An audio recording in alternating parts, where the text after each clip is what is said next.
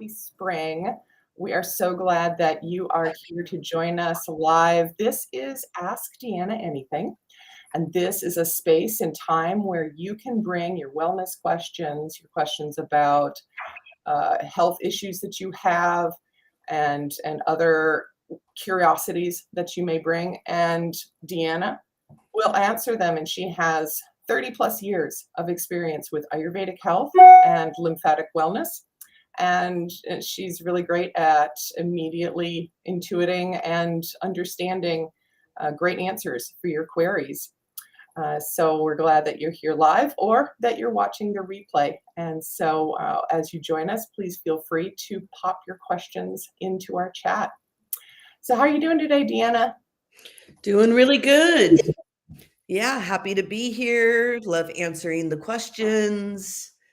And yeah, I'm just enjoying every bit of the blossoms and the rain. And I'm just so happy to be having such a beautiful wet blanket over our area. We need it. So that's been very special to see so much water come out of the ethers and kind of rain down on us and give us what we need. It's very important. So yeah, I'm enjoying the April showers. Oh, yeah, the lamb's ears that you gave me are really enjoying this. Yes, right? Are they doing well? Yeah. That's great. Yeah. Have you made the salad dressing yet? Not yet. I did make it occasionally, but not like on the regular. So I've got to incorporate it, but it's such a brilliant, versatile dressing. Yeah. I shared that at lunch with my clinical course. They were all here and I was like, you see these fuzzy little things all over my yard? You know they're edible, but what do you do with them? And everyone was like, and there's quite a few herbalists in the group. And everyone was like, yeah, I really don't know what to do with that thing. And I was like, watch this. And they're so common here. And I just threw them in olive oil and zipped them up with the emulsifier. They are so common. And they were just like, what? I was like, yeah, it makes the most creamy dressing ever. I just love it. Mm-hmm. So everyone should give that a try. Not to mention, there are cleavers everywhere right now. Yep. This is a big cleavers year, and they only last for a couple months. So those sticky little vines that have the fuzzy little balls on them, you're going to see them close to the ground. They love like edges of cement or like coming up under, some other plant. But you really should be looking for those sticky little vines and eating them. And what we do is, since there's so much in the spring, but they don't last, you want to juice them. And a lot of people will, put them in the fridge and chip away at a, container, or you can put them in ice cubes. And then you just have cleaver ice cubes you can add to your water. But cleavers are amazing for the lymph. And they stick to the body and they look just like lymph vessels and lymph nodes when they're on you. Oh, I wish I would have just went and grabbed some. And I could be all, hi, look at me. But they're just brilliant and they don't dry well. So you either have to tincture it or you have to make make the juice with it. But now is the time, and it just clears that lymph of the winter, brings you into spring, and they're quite special. And they're safe for children and for animals. So there's that piece too.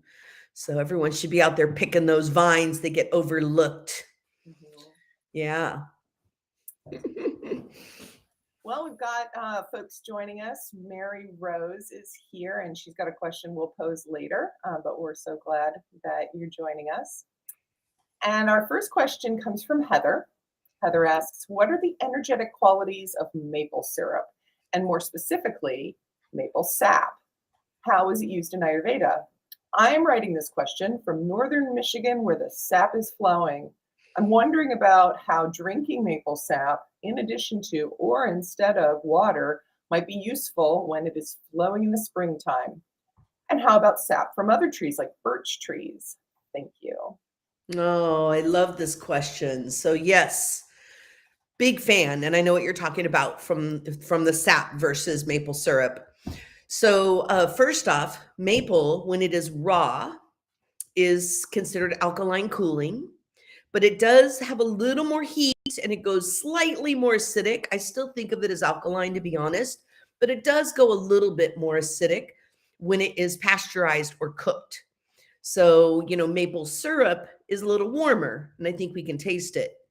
And when you have that maple sap that not a whole lot of people have access to unless you live in Michigan or somebody where you're getting that.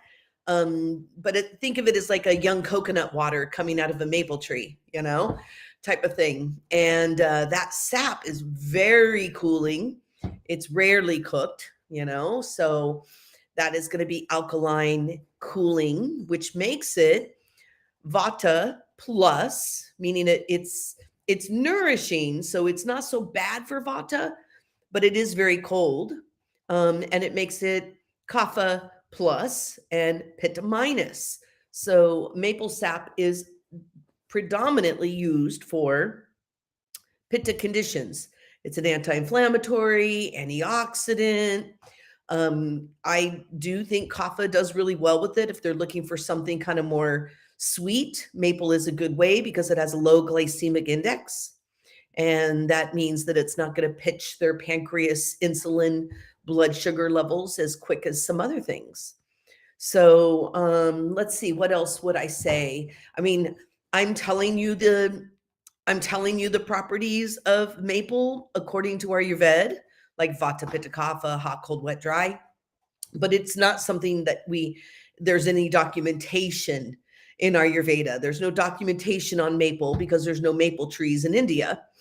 But this is one of those foods, as I am a nutrition counselor, I certainly am all about like every food I can get my hands on and what is edible, just like in my edible course, we'll be starting to get at the end of the year.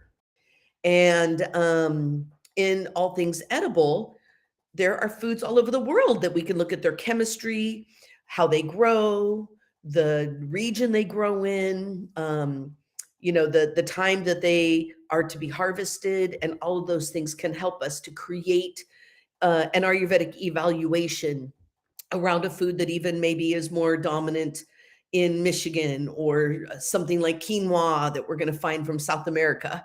And that's how we come up with these equations. We use Ayurveda as the foundation, and then we use chemistry, which is the same as everything else. It's seasonally designed. Every chemistry graph is based on hot, cold, wet, dry. And it's actually cold at the top, just like north.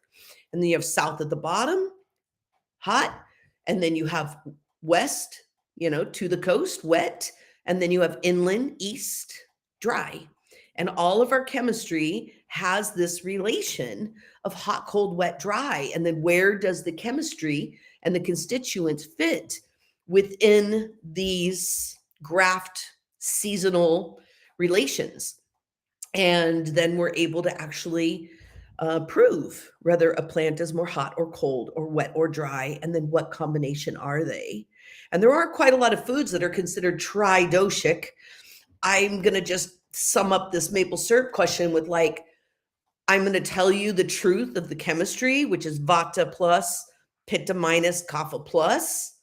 But when I think of maple syrup and I'm working with clients and they're looking for the right sugar to go for, I do want to say I think of maple syrup as very tridoshic, which means it doesn't affect Kapha easily. And it doesn't affect Vata easily because it has a little bit of nourishing. It's sweet rasa.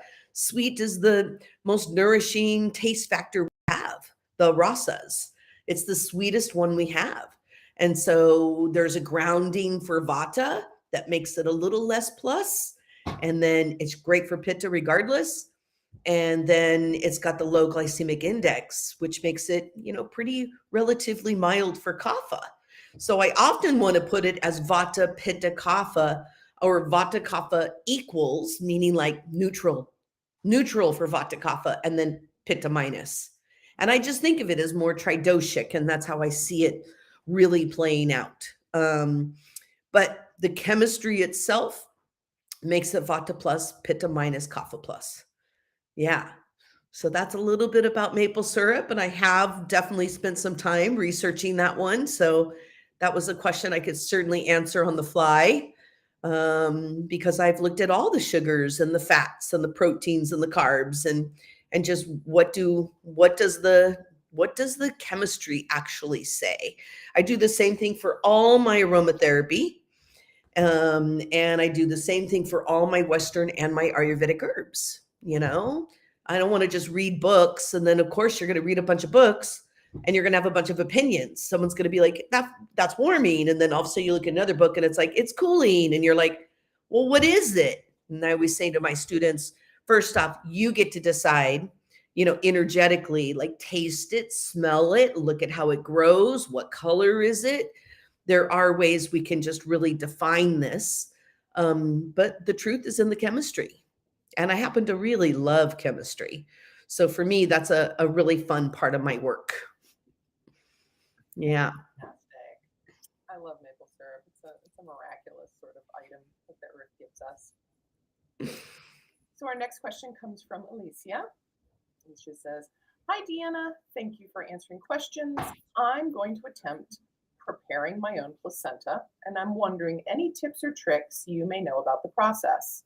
My plan is to dice a quarter of it and keep it frozen for fast consumption in smoothies in the first weeks after labor. The rest I plan to thinly slice, dehydrate, powder, and encapsulate. I've never done this before as it's my first birth. Thank you in advance for any thoughts and input on the subject. I appreciate you."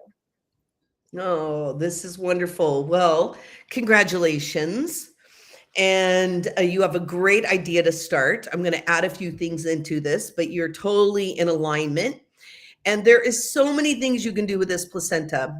It really is so personal. And it's just, even growing a tree and you get to watch that tree grow as your child grows is beautiful. But I love that you're looking at the consumption of the placenta. And before we get to that, let me tell you what I want to propose you do with your placenta before you start chopping it up and changing its structure, right? Breaking it down, basically, is what you'll need to do.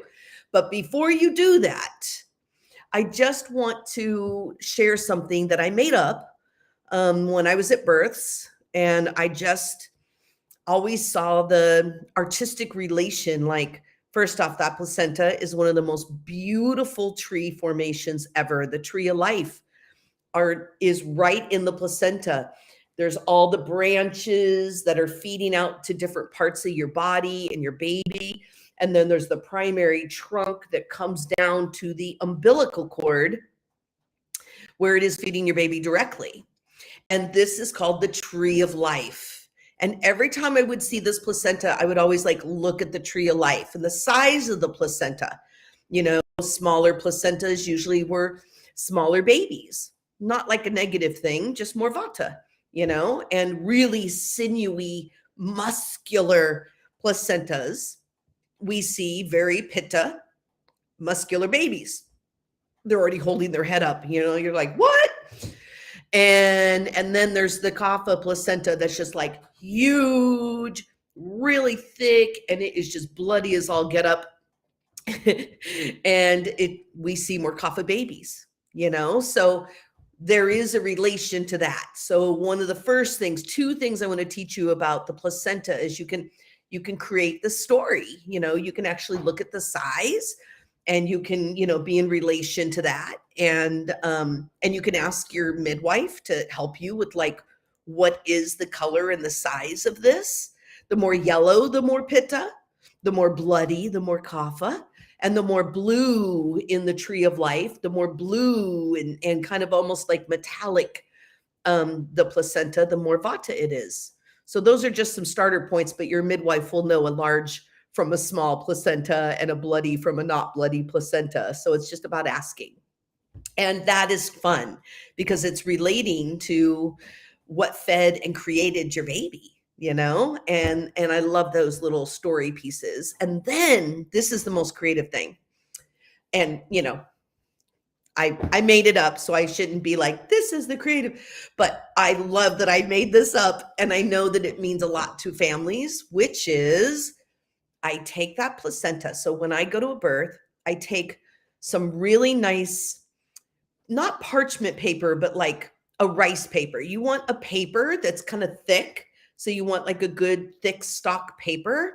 You want to take like a nice little, almost what would that be, like a 16 by 16 square, and you want to make sure the paper looks like it could absorb paint, and in this case absorb blood.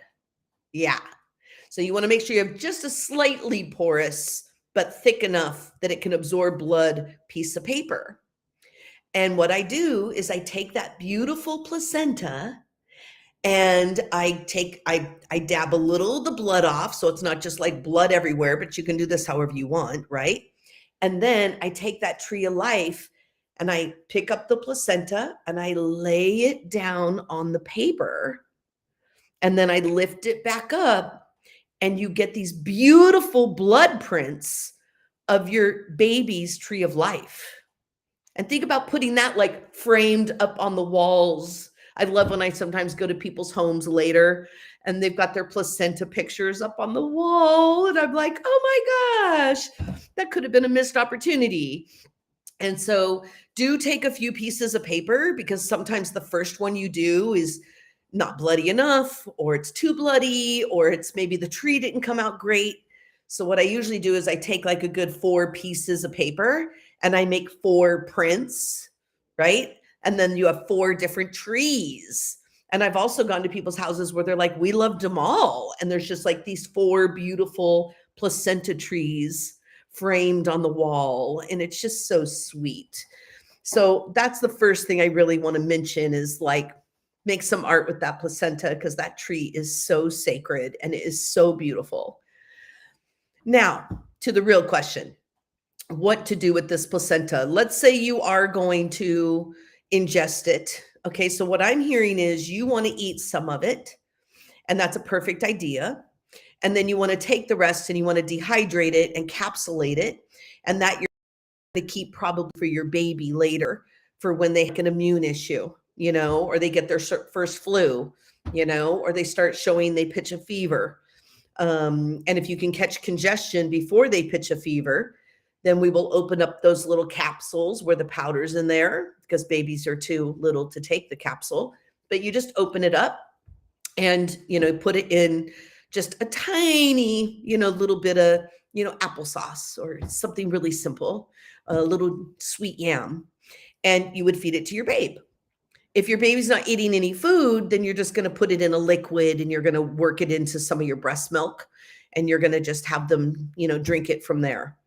So this is a great idea. Placenta has incredible immune that is classically designed in Ayurveda. They see it as your classical homeopathic remedy from baby time. So there is so much medicine, so many minerals, complete protein, amino acids, enzymes, immune microbiome function. I mean, you name it is in that placenta, because that's how you build a baby, is with all those nutrients. So I love this idea. I think you're totally on track. Let me think about the things that I can help you with in utilizing it. So first off, if you're going to eat your placenta, a lot of people think this is very gross, but it's super great for not getting postpartum depression, because you're also reconstituting a certain amount of those minerals, enzymes, proteins that you need to reestablish your homeostasis. So it is really a good idea. I can tell you that some mamas will make like, a really beautiful ceviche. Some people think that's disgusting, but hey, it's connecting to your baby, and it's what fed your baby, and we do things that are bloody quite often if you're a meat eater. So you have to just kind of like get that out of your brain. But we do chop it up really fine, because I just want you to know that it's really sinewy. So if you try to like slice it and save it for later, or like freeze it and then take it back out of the freezer, it's going to be really tough. So you have 2 options. You can do this fine chop and pound it. You tenderize this meat like you've never tenderized any meat before.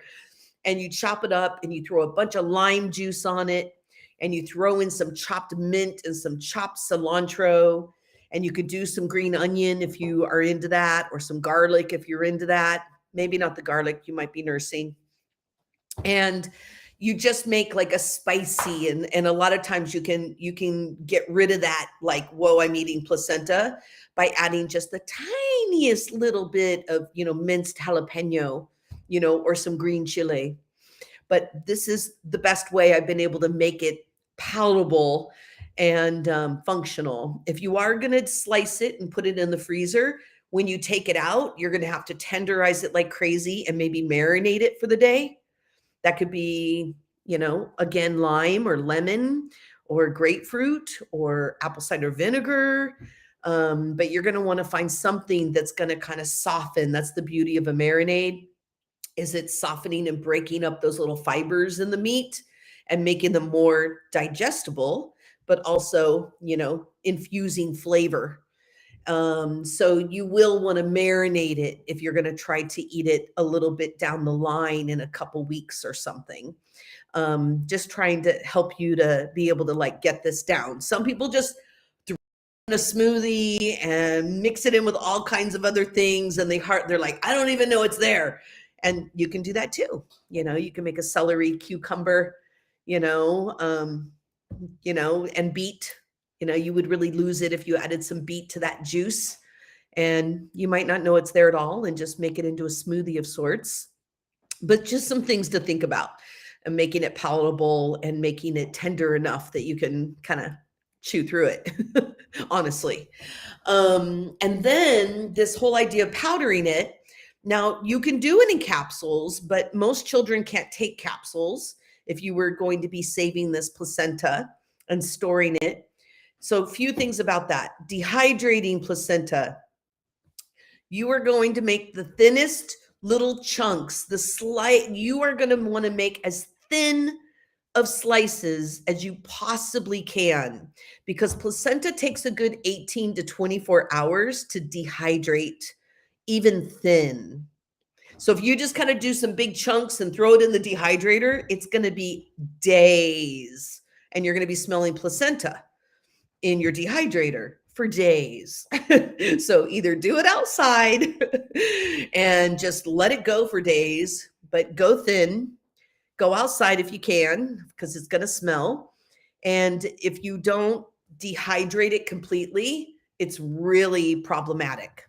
So it's got to be like, bone dry, no stretchy, no beef jerky style whatsoever.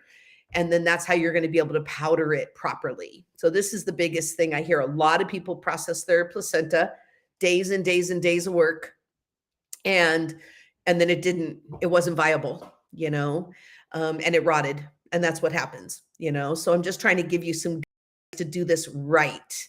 So don't be concerned if it takes 24 hours or even 36 in that dehydrator. And then, do you need to capsulate is my question to you. Like, you might want to just put it in a powder and then put it in a really good sealed, container for the freezer. And that way you can just take a little teaspoon out at a time and use it as needed. But, you can go the distance and put it in capsules, but storing a powder is no different than storing a capsule. And there's about a teaspoon in each capsule. So there your dosage will be if you're using a powder. So that's a lot more work to capsulize it, unless you have you have a capsule maker and it's no problem for you and you've done it before. I think if you haven't done it before, it's going to be a lot of work while you're also taking care of a baby.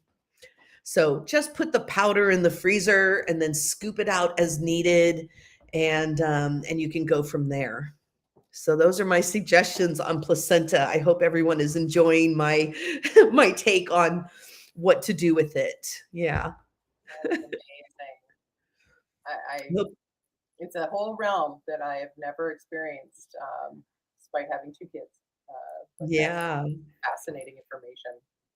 And Heather, please send me the picture of your placenta print if you actually end up making that happen. And if you have a doula, that's an easy thing to, like, somebody on your birth team, really easy to get somebody in your birth team to be in charge of that. And if you have a partner, maybe they're in charge of that, but I just want you to know partners get busy too. Very busy, more than they think and more than you think. So, yeah, you might want to get someone on that since you'll just want to be with your baby, period.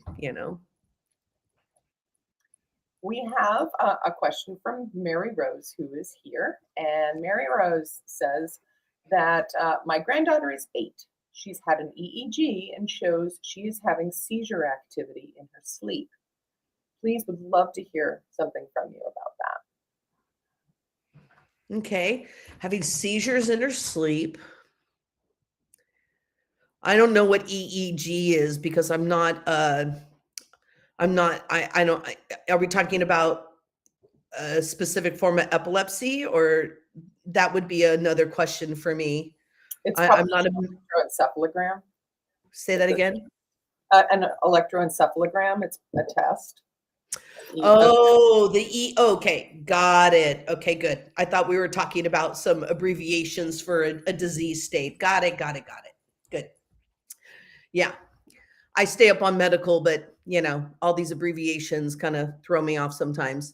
Okay. So they are showing that there is seizure activity when sleeping. And let's talk a little bit about this. Now, first off, I'm going to mention a plant, which it can be done with tea. It's safe for children.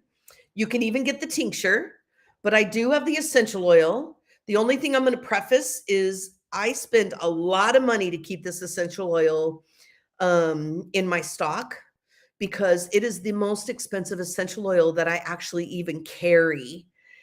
Because there's only one person doing distillation that I can find anywhere. And I'm afraid that if I don't keep buying it, they're going to stop doing distillation. And it's called catnip.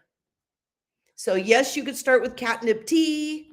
You can start with, you can get the tincture. And for a child, I would probably do 1 dropper morning and night. But with true seizure activity, that catnip essential oil rocks. It's amazing. And it's irreplaceable as far as anything I have found with seizures. And that's why I, spend the money to keep it around, even though it's not something, I sell every day. You just can't find it anywhere else. And it's 2 drops morning and night. So it's very low dose, but it's very safe. And I really think, this is going to be something. And the nice thing I like about catnip, you're not just knocking somebody out because, a lot of the things that we have as plants and medication for seizures are sedatives. So you're basically putting the person to sleep so their nerves don't respond. On some level, that's very important because what if somebody is having seizures like really high activity? We might actually need to kind of put their nerves to sleep and help them out in that way. But the nice thing about catnip is it very specifically calms the intestines and the core down, and it's an endocrine regulator. Because if you look into Ayurveda and seizures, the most common reason for seizures, especially with children, is that the endocrine system is having a hard time regulating with new hormones being created. So we see this from age 8 to age 14 to 15 in the prepubescent all the way through pubescent hormones. And what happens is the thyroid doesn't stay regulated and it changes the way your mind, because we forget our thyroid is mind metabolism and it's also gut metabolism. So it is the gland of the brain gut connection. Yes. So what happens is you have all these new hormones to metabolize, all these new emotions to have to metabolize and assimilate and consider. And the thyroid has a hard time regulating. So this is an unfortunate thing that happens for quite a few children that I don't think is really being talked about enough. So when I think of thyroid health, I think of fennel seeds and I think of cardamom seeds, like a half a teaspoon of each per day for this age. Just noshing on, chewing and noshing on fennel cardamom. Amazing for the thyroid. Again, though, full endocrine regulation. We want to get all of those glands, the ovaries or testes, the adrenals, the pancreas, the thymus, the thyroid, the pituitary, and the pineal. 7 glands. They're in the same centers of our 7 chakras. And we want them to be working together really seamlessly. And so I would really suggest getting that circular energy of cardamom and fennel and activating. And I'm not talking about cardamom and fennel essential oil here. I'm talking about eating the seeds, maybe powder them down or buy a cardamom powder, and consider putting that on the food or making like a beautiful fennel cardamom tea, but eat the seeds too. Otherwise, it's a little too strong for a child. The essential oils would be a bit too strong. But those are my main things. And then the catnip, you really could maybe even do maybe you do just 1 drop of the catnip in the morning and then do 3 drops of catnip for sleep. And that would be a little bit more specific to night seizures. But night seizures are also indicative of the thyroid, and the thyroid works very closely with also the adrenals. And it often happens with children who already were sleep deprived or already have insomnia. And then now they have all these new hormones, experiences, heightened sensitivities, and that changes their sleep. And it makes for more seizures because there's a discrepancy in the flow of their nervous system connected to their glands. So that's kind of the baseline of a seizure. It's a glandular and nervous system not making a connection, and it's usually connected to something that the mind and the gut just were not able to quite metabolically, make an equation from, because our bodies are making equations all day long. We just don't consider it that way. It's like, oh, this needs this and that equals this and that means this is going to happen, and it's happening all the time. And that's what our glands do for us hormonally. So I feel like those are the safest things to offer. If you did want to create a little more of a sleeping aid with that catnip, say there really is some insomnia going on with this child, then I would probably add another 2 drops of spikenard essential oil with that 2 or 3 drops of catnip you're going to do at night. And that would actually, those 2 together is going to make a little bit more of a true sedative, not like putting this child to sleep on the level where they can't wake up. I would never give a child any of those types of sedatives. This is, again, safe, but just taking the edge off those nerves and allowing that child to just get really deeper levels of sleep. And sometimes that changes those seizures in a really big way. Yeah. The only other thing I'd mention is protein deficiency is the most common reason for the endocrine system to get irregulated and get imbalanced. And I, just wondering maybe how picky of an eater is this child, and are they eating enough protein, and are they getting a wide range of protein? So if you see the child who only eats beans, and they don't eat any other proteins, it's tricky. Or the child that only will eat chicken, but they won't eat anything else, it's tricky. So we need a variety of proteins to be able to keep our endocrine system truly regulated. I hope that helps. Amazing. Thank you for that. We've got a few more people joining in, and I want to just read to you a comment from Becky, who says, I could listen to DeAnna all day. Just a full bucket of wisdom. I love you and appreciate you. Thank you for being so generous, sharing your wisdom. Blessings on you. May the love you have given return to you tenfold. Oh, thank you, Becky. Thank you so much. I sure love what I do. I feel so lucky. I found something I just adore and love, and then people want to hear what I have to say. I just can't even express how powerful that is. So thank you for noticing. Well, we love that you share so much. So our next question comes from DeAnna, who's watching, and the question is, how would you incorporate CBD into Ayurvedic medicine? Okay. Well, the short of that answer would be anti-inflammatory. And it comes from the chemical constituents of the terpenes. So we have all the terpenes, which is a main chemical, terpenes and sesquiterpenes. It comes into the world of the terpenes, and then it just happens to be very specific terpenoids. And some of our most anti-inflammatory is pinene, and limonene is another one. And both of those are very high in cannabis and in CBD, in the use of CBD. So it's an incredible anti-inflammatory. And I love it for that. That means, though, that it can be very cold for some people. So if somebody is using CBD to calm their nerves and cool their nerves down, because it doesn't just, it's not like, it's not like it's a nervine, but it does take the fire out of your nerves. So it's really good with people who have like fire in the nerves, like pain relation, or really a lot of PTSD, because those are fire in the nerve based situations. But the problem is, what if this person has low blood pressure, or they run really cold, or they're more vata? Well, vata runs cold and dry, and CBD runs cold and dry. Terpenes are much drier than sesquiterpenes as groups of chemicals. So in that respect, we have to see that it's a little vata provoking, like it might imbalance vata.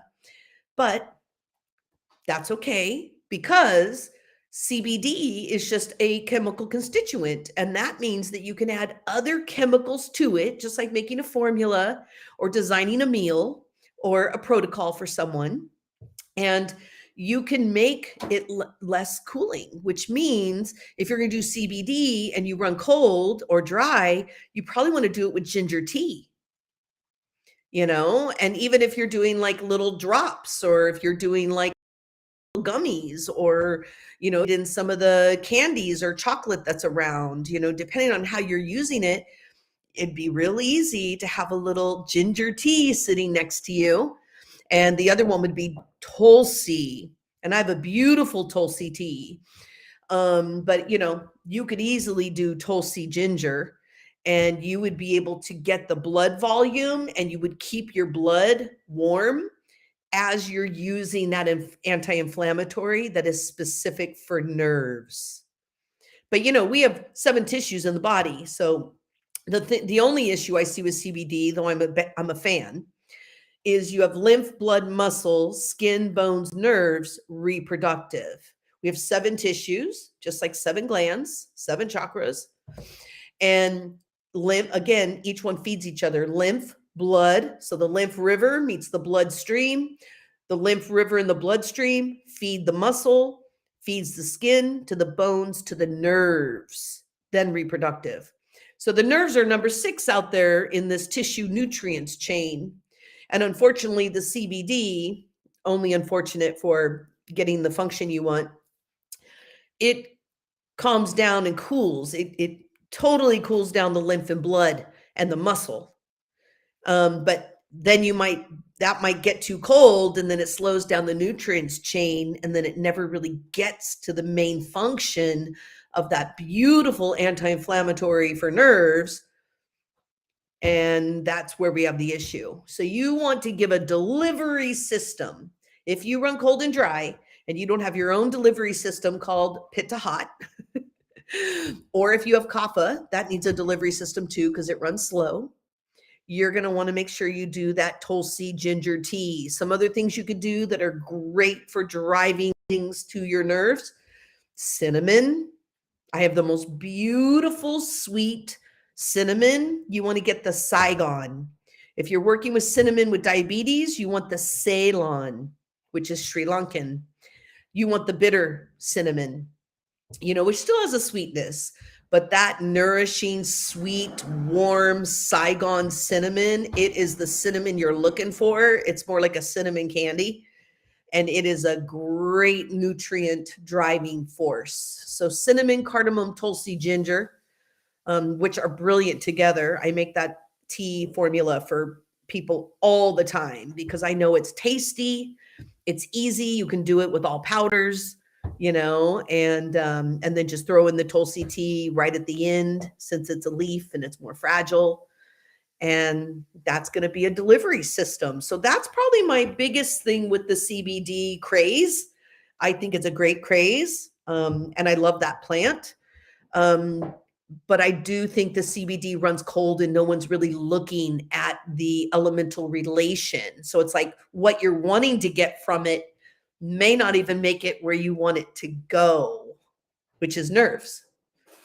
So that would be my take, is like, what can we add to the CBD to just really give it that? And, think about it. If you're like, okay, am I always going to make this tea? Well, if you're going to go and get some like little gummies or something, like they do often have ginger flavor. The other warming one is pomegranate, but you don't want to go with the ones that are like lemon or grapefruit. Citruses are also dry and alkaline, and they're maybe not going to give that driving force behind it. So that's one of my things. I'm all, hey, if you have a CBD company out there and you want DeAnna opinion, you should get me as a consult. You should consult with me because I think you could make some really beautiful elementally designed remedies that allow that CBD or that THC, that chemistry. You want to help it not just make a beautiful flavor, but you want to make it a flavor that is going to literally help that medicine be delivered to where you're trying to get it to. And so I always think about that. I'm like, I need to call some of these companies, I'll see some of them and I'm like, I need to call some of these companies and be like, oh, if you just added this and this together, that would just boom, you would have the desired effect that's being looked for. So yeah, that's the formulator in me that just like really sees about the dynamics of chemistry, and how much chemistry plays out versus just let's think about a flavor people love so we can make sure this is marketable.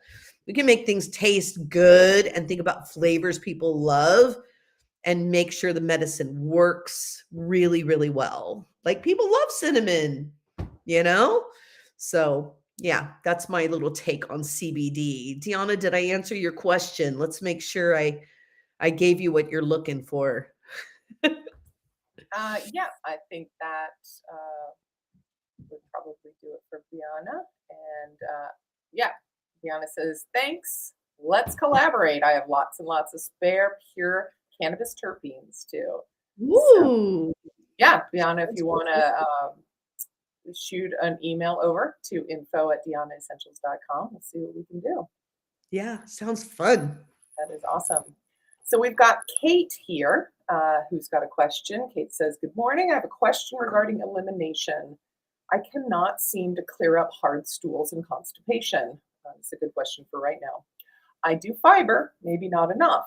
Water, maybe not enough. So what are your thoughts on that? Okay.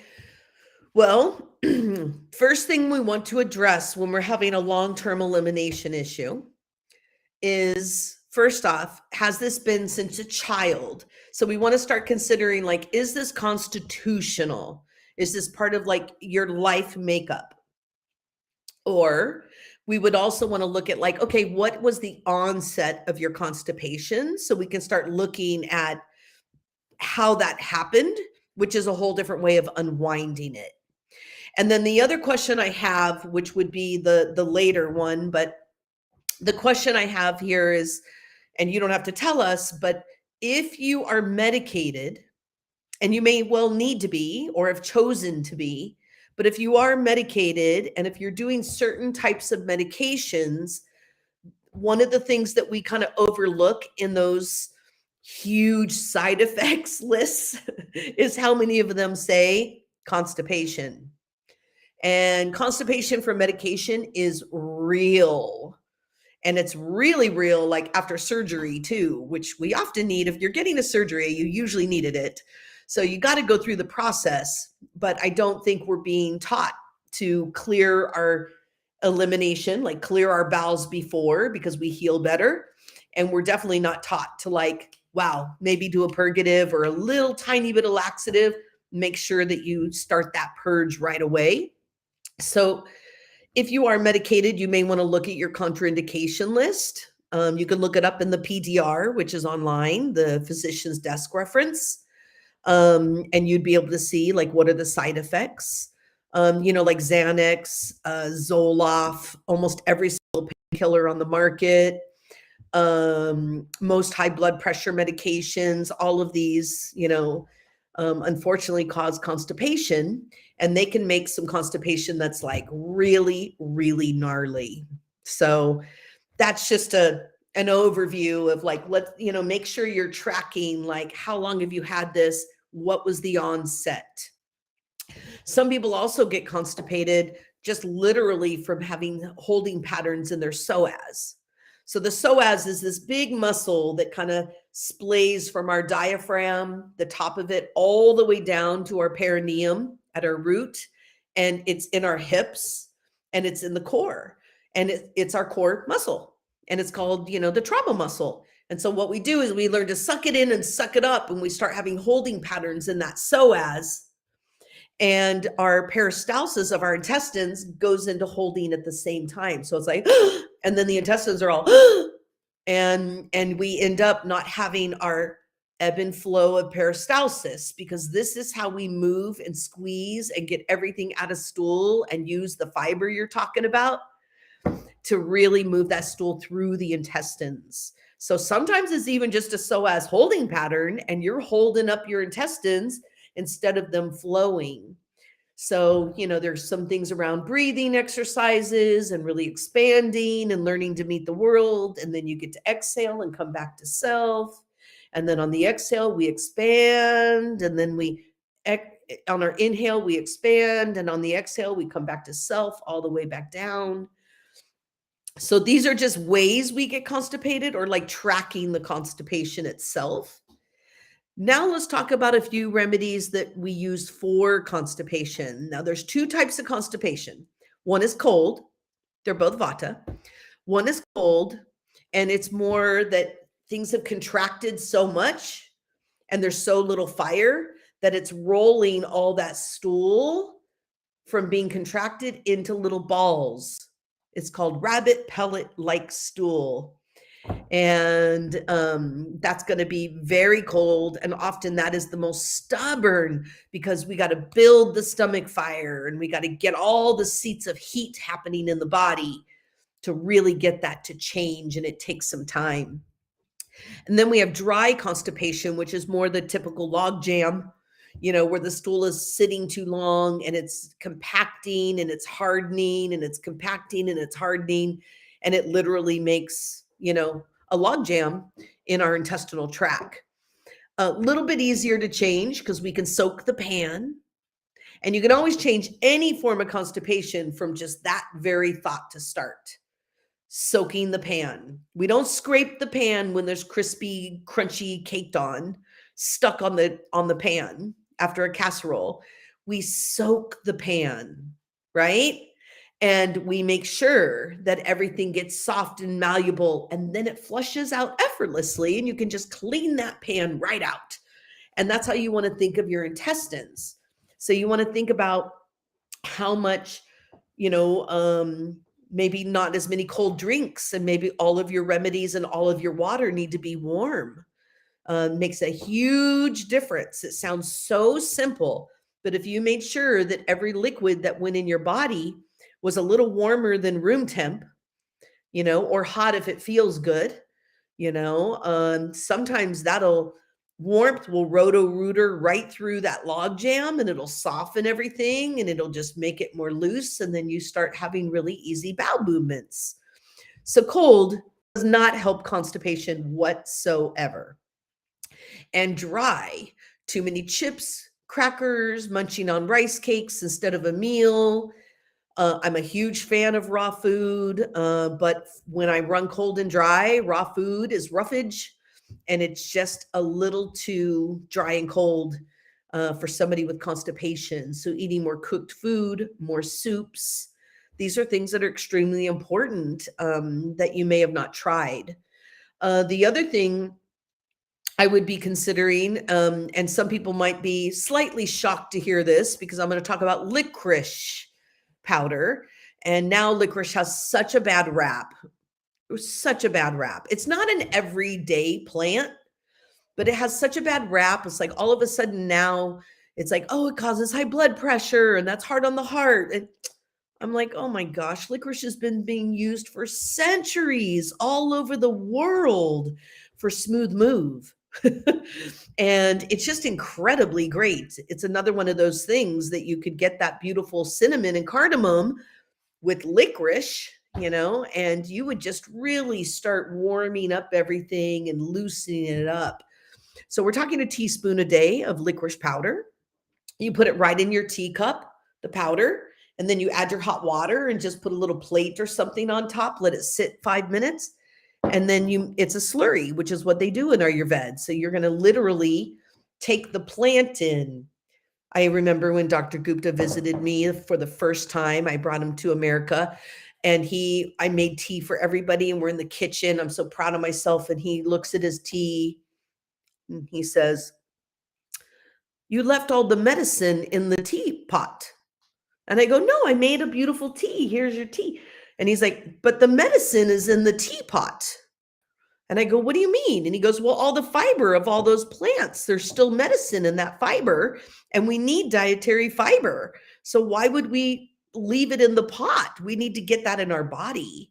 And it made me realize, whoa, that's why Ayurveda uses so many powders, right? You got to make sure they're fresh and they're not really old, and you got to make sure you know your source. But that's true for anything, to be honest.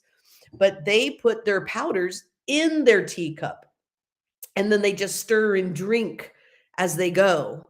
And, it's really made a big difference. I'm like, whoa, that's my dietary fiber. The fiber still has medicine in it. It keeps breaking down in the gut. That's going to be my earliest suggestion for constipation, is like getting on that licorice. And again, long-term, years and years at a time, or too much at a time. Sure, it's warming. Sure, it can change the blood pressure. But, I just can't agree with what I'm hearing around licorice because I've been using it for, years and years with thousands of people. And it's been not only me, but it's been being used for, good 6,000 to 20,000 years. So I would trust it a little bit more and then know when your bowels are doing well, take a break from the licorice.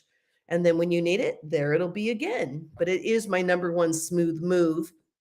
And it's got some of the heat behind it to really help out the body and help out the intestines. And it also calms down that psoas. So it's got a lot of different, variations. The one thing I'll say for psoas, if this is a holding pattern in the psoas itself, and if you just said, whoa, that's me, I'm sucking it in and sucking it up, like I'm not ebbing and flowing in my breath. If you felt connected to that, I'm going to highly suggest marjoram essential oil. And it's great for peristalsis and calming down the intestines anyway. So you have less cramping with this constipation, more relief, on release of the constipation. Marjoram is incredible. And you can use a good 8 drops twice a day easily, very safely. And it is irreplaceable as an antispasmodic.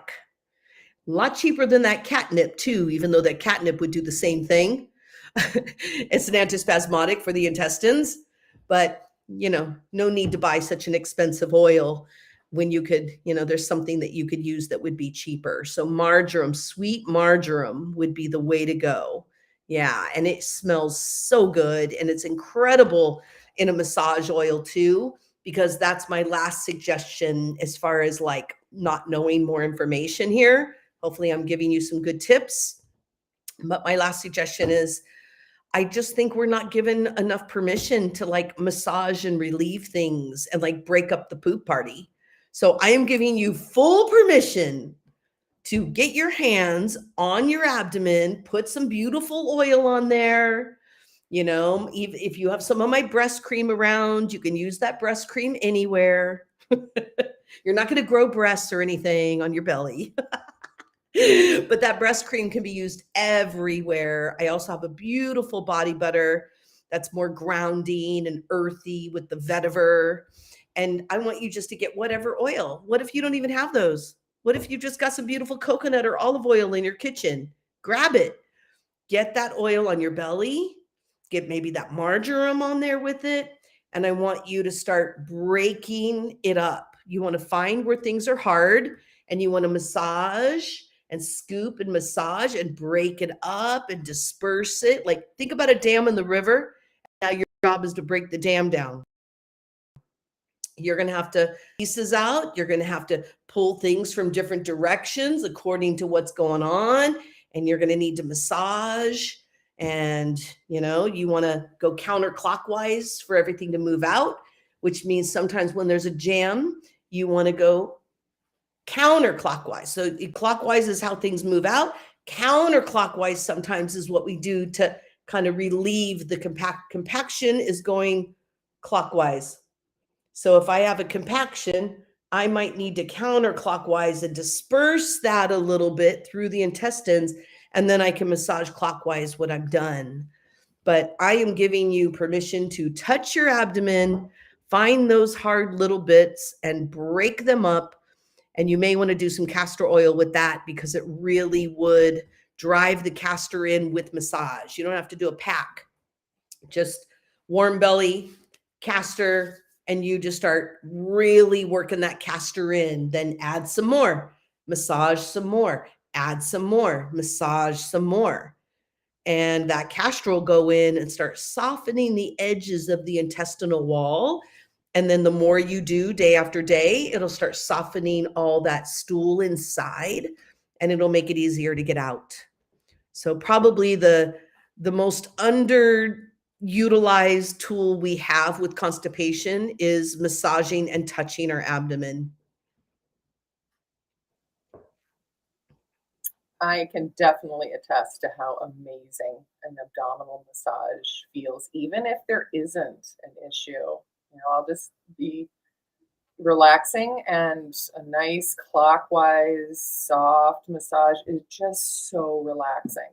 Yes. So yeah, the more you can do that, in any situation, I think is That's right. It's the yeah. seat of health.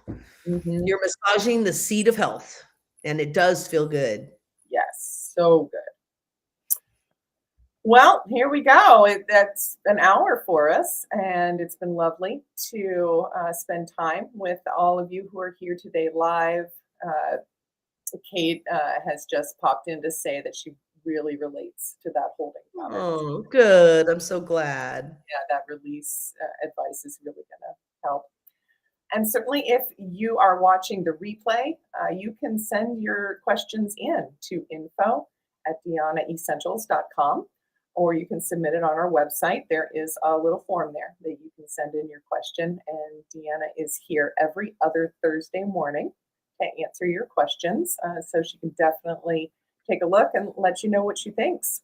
Also, please keep your calendars in mind for September and October of this year. DeAnna's going to be in Portugal teaching clinical. I can't imagine a more life-changing adventure than to be in beautiful Portugal learning all of the amazing things. So please consider this as a big destination for you this year. Anything else you want to add, DeAnna? Yes. So a couple things. Yes, I have Portugal. I'm so excited. I also have Birth Alchemy starting in July. So please look that up. And I believe registration is open.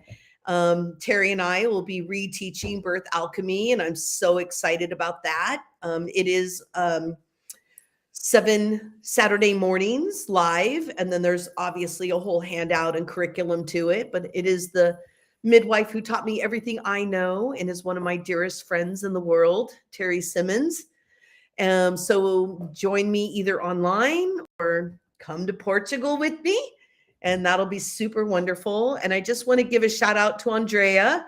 I believe, Andrea, this is the last Ask DeAnna Anything that you will be doing with me. So I just want to say thank you so much for years and years of support. I could cry, I'm gonna cry, and you have just been so fabulous and you're so wonderful. And I'm just so happy for you. And I'm excited for whatever you are choosing to do next. And I just want to give a shout out to how fabulous you are and just what a great co host you've been with me. Oh, thank you. Yeah, this has been truly an amazing journey. And I'll definitely miss popping in on these and seeing everybody and working with you. But thank you for that. Yeah. So everybody wish Andrea luck on her new adventure in life. It's just really special to see somebody just really growing into what they want next. And there's nothing wrong with those things. Like it is so important that we make changes and look at what do we want in our life next. And you know, I just want to give you a shout out for like, wow, the follow through you have provided me with and the ability to even pivot in these hard times. And I'm very excited, and I'm sure everyone else is excited for you too, because you're a really fabulous human. You deserve to be doing exactly what you want to do. Oh, Yeah. thank you. Thank Yeah, you. I'm excited for you. Oh, thank you so much. All right. Well, thank you everyone for being here. All right. Thank you. See you next time. Adios.